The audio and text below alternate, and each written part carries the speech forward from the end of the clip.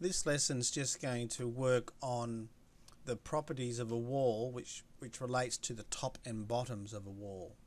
What I want to do is just draw a small wall in here. I'll just come out any distance, it doesn't really matter.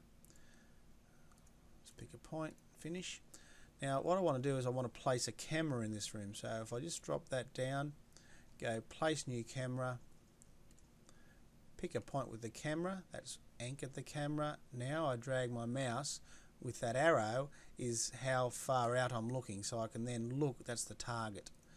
So now you can see I'm looking at that wall that I've just drawn in there. Now if I touch the wall and go to the properties of the wall, here is the top and bottom of the wall. So at the moment we have a wall that has a level top and a level bottom.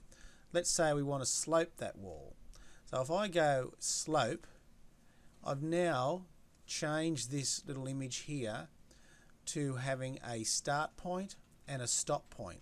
You'll notice that both of those are set to 2440, and that's because it has adopted the height of the location when we put the wall in. But how do I know which way my wall is going to slope by putting what's A and what's B? You need to pay attention to where A is on the diagram. See, A has a little green point and B has a red point. If you look down the bottom at the wall, just behind this dialog box that's opened, you'll see the green point is over against the intersecting at the external wall. Then you've got a blue point, which is the midpoint of the wall, and then at the end here is the red point.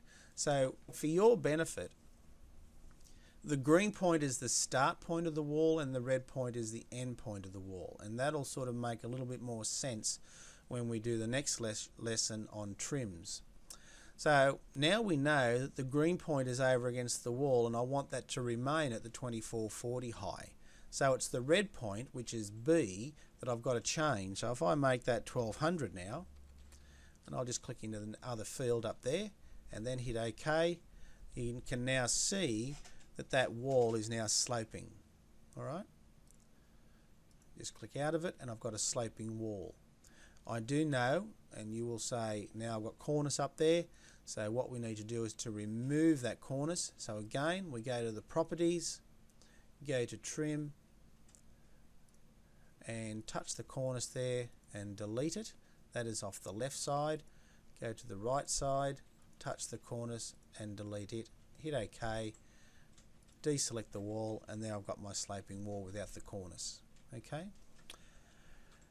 Now sloping walls to the base is exactly the same thing. We go to the properties, go to top and bottom, and we would slope or we would step.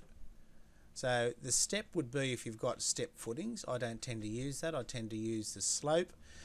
Paying attention again to the green and the red, I then accordingly drop the walls the given distance I need to go down to my terrain if I've got a sloping site, and that's how you'd get your elevations correct. Alright, we'll just leave that at level for the time being, but for this lesson that's how we slope the walls. Thank you.